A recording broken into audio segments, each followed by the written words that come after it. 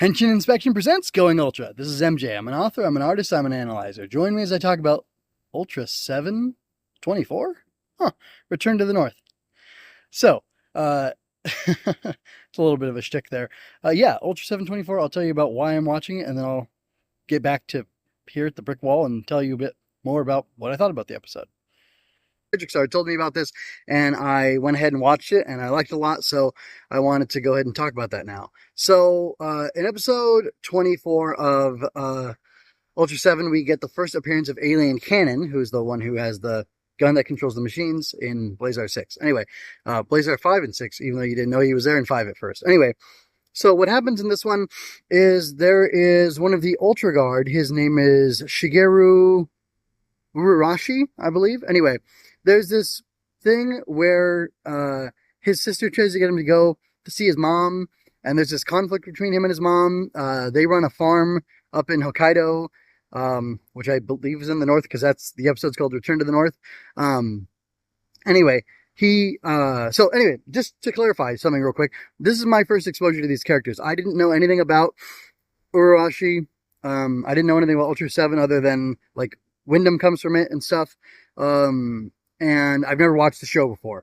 The actor for Urarashi also plays one of the guys from the SSSP in the original Ultraman, so his face was familiar to me, and I think he's a sharpshooter in both shows, which is kind of funny that they would do that when they knew that it was the same guy playing two different characters, so that's kind of a funny thing. But anyway, I was really stricken by, well, two things. One, Alien Cannon was not in the episode as much as I thought they would be, and we did get to see that there were a few of them in this ship, and it was hidden in like a antenna tower type thing, so kind of how it was hidden in the windmill in this episode of Blazar.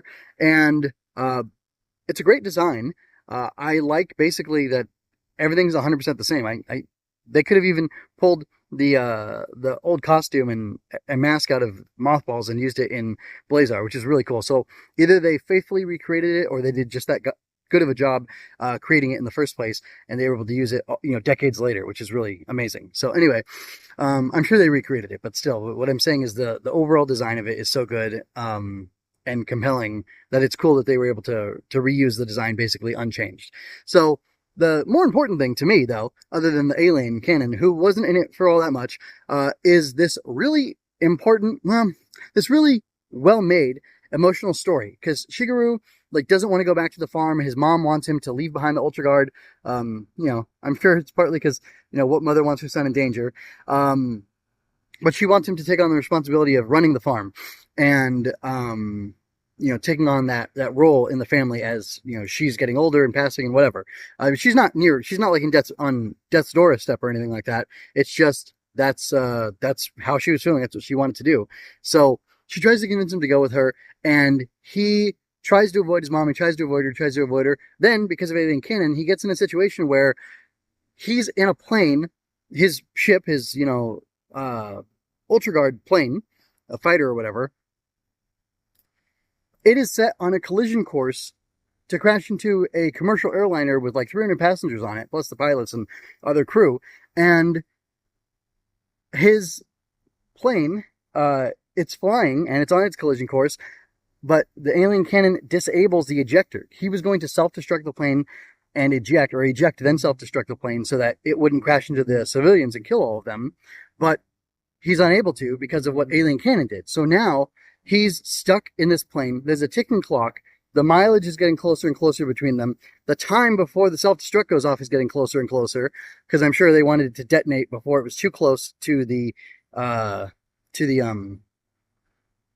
plane, because it could hurt it and hurt the people in there.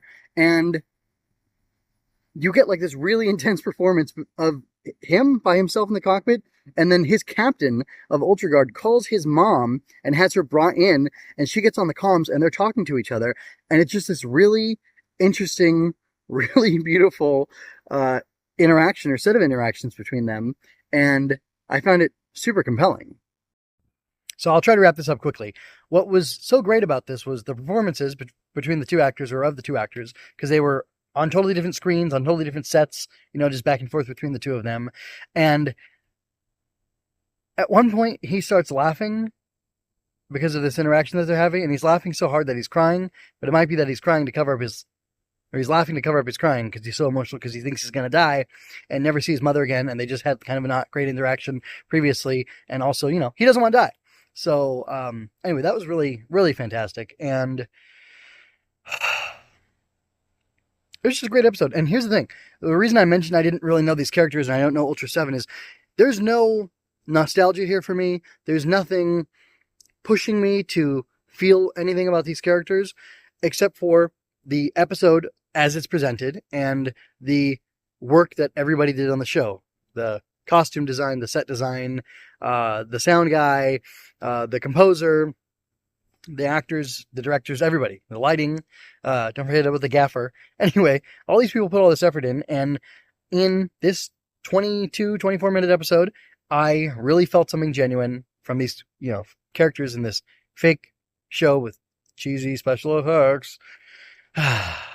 Tokusatsu's art, guys. I don't understand. Not enough people appreciate that Tokusatsu's art, and it just gets me because I'm not saying Tokusatsu is the only way you can get these sorts of things happening all together, where there's a alien, a giant monster, and not silly, but like kind of funny battle between Wyndham and Ultraseven, and like the spectacle and the depth and the heart.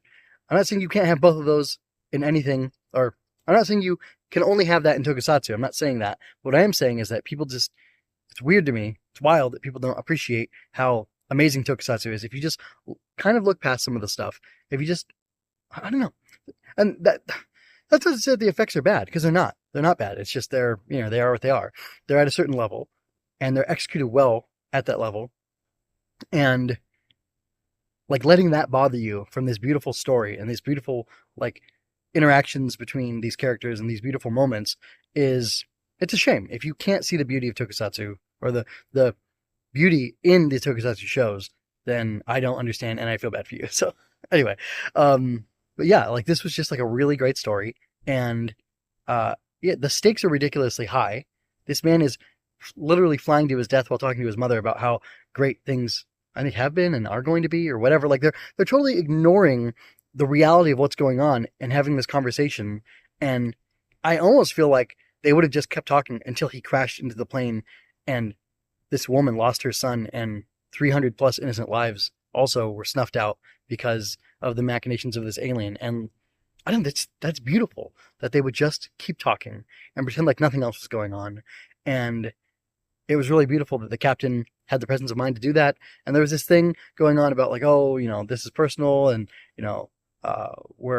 this is business. Like we work together as a business type of deal, even though they're not like selling phones or anything. This is professional, and we're gonna be professional here at the office, and we're not gonna let business like personal stuff mix in with it.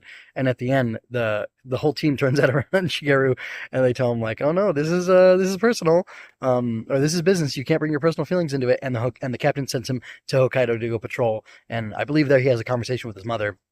The way it's presented is kind of weird.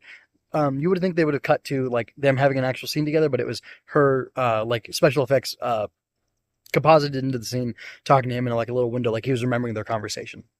So anyway, regardless, that doesn't matter. Like that technical aspect doesn't matter. But what does matter is that like this group of strangers in a show, or this group that has their own dynamics and everything that they've been through together over the course of 23 episodes, now has like an established way to behave with each other.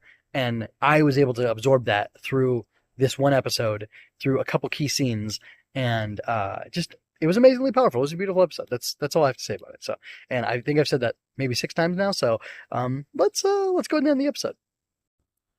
But I do want you to take the time to go on Tubi or wherever else you're going to look for it, Pluto, whatever, Shout Factory, and watch this episode and tell me what you think about it, and tell me what you think about it. I want to know, good, bad, or indifferent.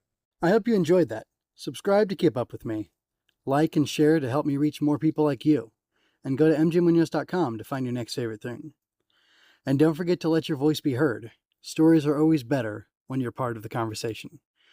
Until next time, be well. This is MJ signing out. This has been a Story Over Everything production.